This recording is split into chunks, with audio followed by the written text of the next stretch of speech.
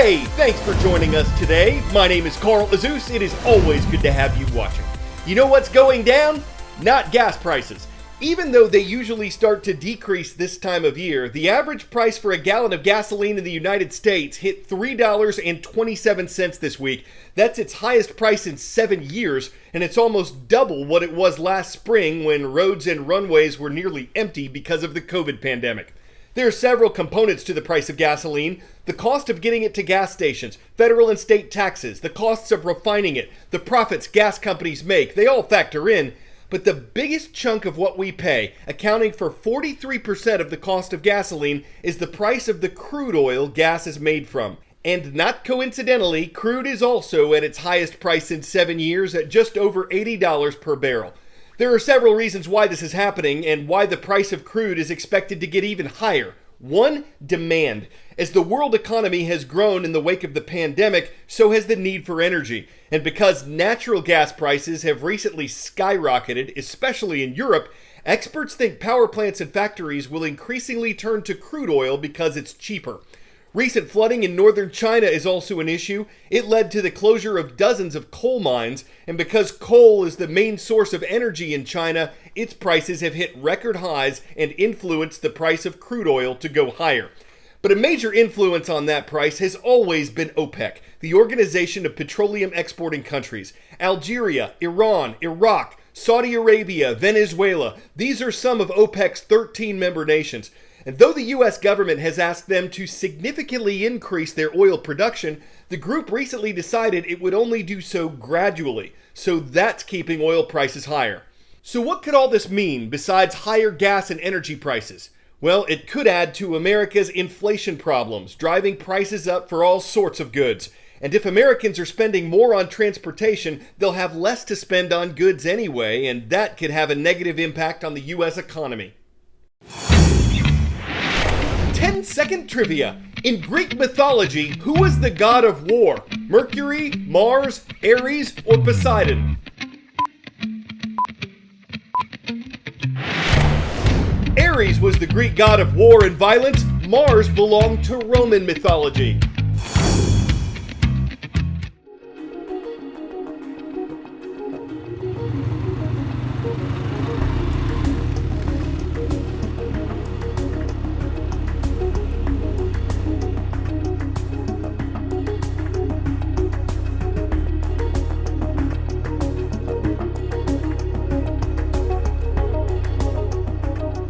The Magnesh Ramon is an almost unique geological structure in the world, and what we found here after many thousands of kilometers of scouting is that the Magnesh Ramon has a lot of geological features which have twins on Mars.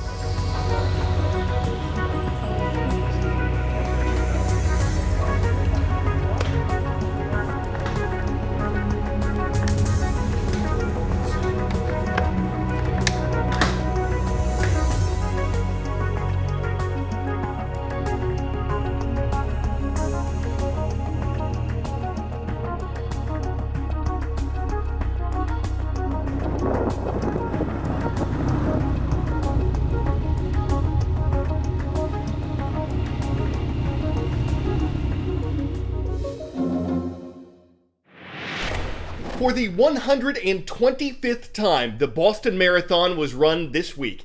It's usually held on Patriots' Day on the third Monday of April. Instead, it happened on the second Monday of October. It was also run in person for the first time in more than 2 years. The reason for all the changes is the COVID pandemic. But that didn't stop a sweep by two Kenyan runners who won the men's and women's events. It was the 8th time that had happened this century. In the crowd cheering them on was a woman named Heather Abbott. She'd been doing that exact same thing on April 15th of 2013 when there was a terrorist attack near the finish line. 2 bombs went off, killing 3 people. At least 264 others were injured, and Abbott was one of them. The damage to one of her legs was so severe that doctors advised her to have it amputated below the knee. It's what she did afterward that made her a CNN hero. Typically, insurance will pay for one prosthesis, so something that's basic, like a metal walking prosthesis. Any other prostheses, like those designed for running or anything that looks realistic, they consider cosmetic and not medically necessary. At that time, I was really concerned with not having any of my normal life taken away. These are my many different legs. This one is my running leg. It has a little Boston Strong logo on it. And for me, having those multiple prostheses, I think kept my sanity intact to a certain degree. This one is what I like to call my house leg. It has a slipper on it all the time. Being able to do the things that I did before, being able to have some privacy about being an amputee. And this is my high heel leg. I can paint the toenails, I can use toenail polish remover. Not easy carrying a pug and wearing high heels. And had my injury not happened in such a public way where there was so much assistance available, I never would have been able to afford to pay for all those multiple prostheses. Some of our recent beneficiaries. So I decided to start the Heather Abbott Foundation in order to do what I could to help people get those devices that simply couldn't get them because they were out of reach. I met Corey quite a few years ago. She was one of our first beneficiaries. And Corey lost her leg in a lawnmower accident when she was 2 years old.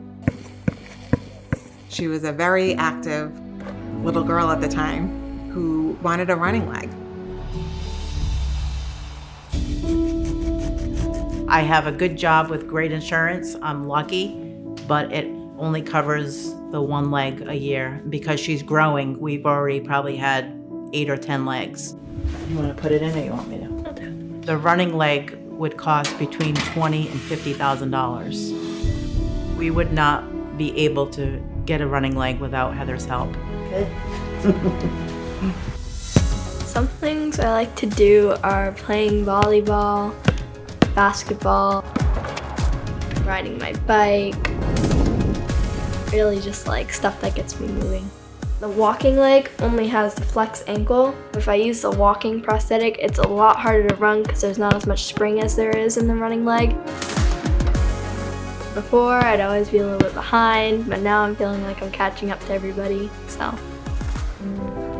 She hasn't let anything stop her. Her mom sent me a video of her recently snowboarding, and she looked amazing. It is frustrating to see people that can't have what they need to live the life they want just because money is an obstacle.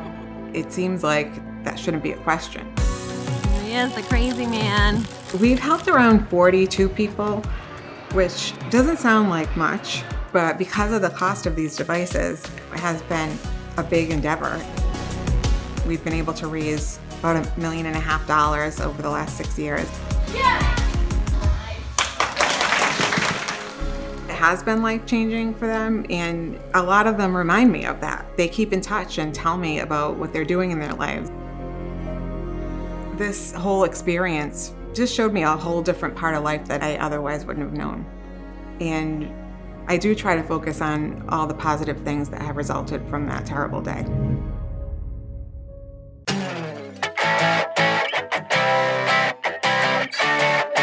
For 10 out of 10, there are some home designs that make your head spin. In this case, it's the whole house. A man in the European country of Bosnia-Herzegovina built this for his wife because she kept changing her mind on the view she wanted from their old house.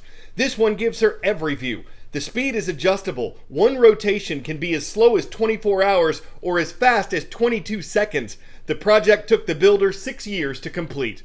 So when neighbors come around and ask, "Are you moving anytime soon?" they can point out their revolving door, the rotating cabinets, the turning clocks, the spinning exercise bike, the furniture with turned legs and rolled arms, a view that's often tops, and then make an about face and say, "We're always moving." I'm Carl Azus. Before we move on, we're moving over to Glenwood, New Jersey, where we want to give a big shout out to our viewers at Vernon Township High School. CNN 10 returns tomorrow.